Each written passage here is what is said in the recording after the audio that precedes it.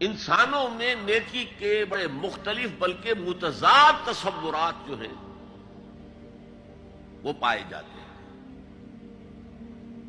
پہلی بات تو بڑی اہم یہ ہے کہ برے سے برا آدمی بھی نیکی کے کسی نہ کسی کام کو سر انجام دے کر اپنے ضمیر کو مطمئن کرتا ہے۔ میں ڈاکہ تو ڈالتا ہوں لیکن بیواؤں اور غریبوں کی مدد بھی تو کرتا ہوں اپنے علاقے کے۔ میں فلاں کام تو کرتا ہوں لیکن فلاں مزار پر جا کر میں نے چادر بھی تو چڑھائی ہے، وہاں دیگ بھی تو پیش کی ہے۔ اس کی وجہ کیا ہے؟ ابھی جس چیز کا ذکر ہو رہا تھا، ضمیر، کانشنس، یہ انسان کی باطنی شخصیت کا ایک بہت اہم جز ہے۔ ضمیر کا لفظ اس معنی میں قرآن میں نہیں آیا، لیکن قرآنی اصطلاح ہے نفس لوامہ، وہ نفس جو اندر سے ملامت کرتا ہے۔ دیکھو تم نے جھوٹ بولا، تمہیں جھوٹ نہیں بولنا چاہیے تھا۔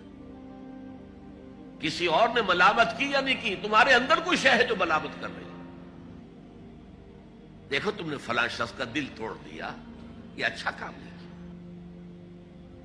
یہ ہے لوامہ، جس کی قسم کھائی گئی، لا اقسم بیوم القیامت ولا اقسم بالنفس اللوامہ۔ یہ نفس لوامہ ہر انسان میں ہے، اور جیسے ہمارے ظاہری وجود کے تقاضے ہیں، بھوک لگتی ہے، پیاس لگتی ہے، اسے کپڑے کی ضرورت ہے موسمی اثرات سے بچاؤ کے لیے، یہ جو مانوی شخصیت ہماری اندر ہے یہ بھی کچھ ڈیمانڈ کرتی ہے، اور انسان اپنے آپ کو مطمئن کرتا ہے، ریشنلائز کرتا ہے۔ ٹھیک ہے، یہ تو خرابیاں ہیں، لیکن میں نے یہ کام بھی تو آخر کیے ہیں نا۔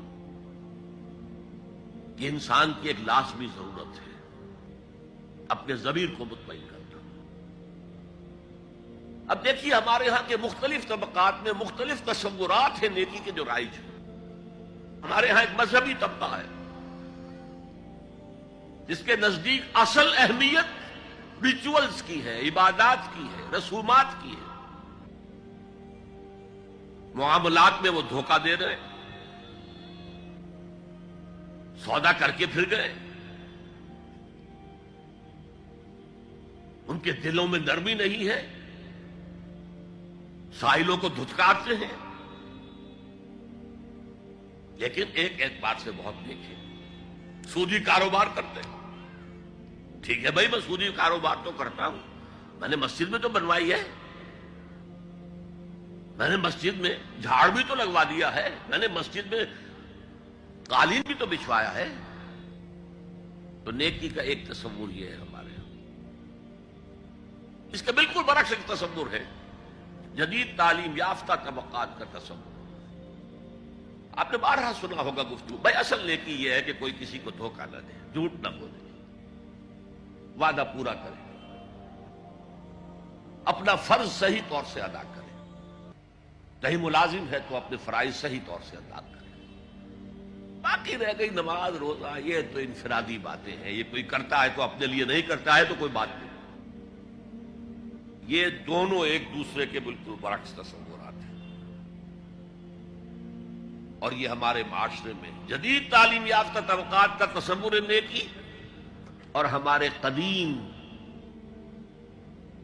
علماء اور ان کے زیر اثر جو عوام ہیں ان کے تصور نیکی میں یہ زمین و آسمان کا فرق ہے۔ آپ کو معلوم ہے کہ اپنی جسم فروش عورتیں جو ہیں وہ بھی نیکی کا کوئی نہ کوئی کام کرتی ہیں۔ آپ دیکھیں گے محرم میں سیاہ کپڑے پہن کے جلوس کے آگے آگے جا رہی ہیں، سبیلیں لگا رہی ہیں۔ مختلف مزاروں میں جب عرس ہوتا ہے وہاں جاتی ہیں، دھمال کھیلتی ہیں، وہی سیاہ کپڑے پہن کے۔ وہ بھی اپنے آپ کو مطمئن کرتی ہیں۔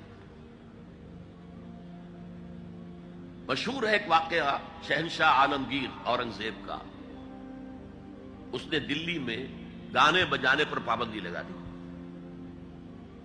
اب ظاہر بات ہے جن کا یہ پیشہ تھا ان کا دھندا ختم تو آمدنی ختم۔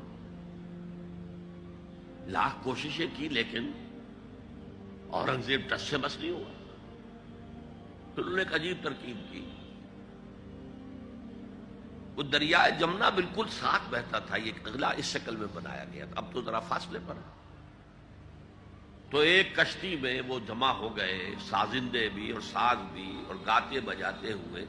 انہیں معلوم تھا فلاں وقت جو ہے بادشاہ جھروکے میں بیٹھ کر دریا کی سیر کرتا ہے، وہاں سے گزرے اور ایک شعر گاتے ہوئے گزرے. در کوئے نیک نامی مارا گزر نہ دارند، گر تو نمی پسندی تقدیر قضا. در کوئے نیک نامی، یہ نیکی جو ہے یہ اس کے کوچے میں ہمارا گزر ہی نہیں ہے.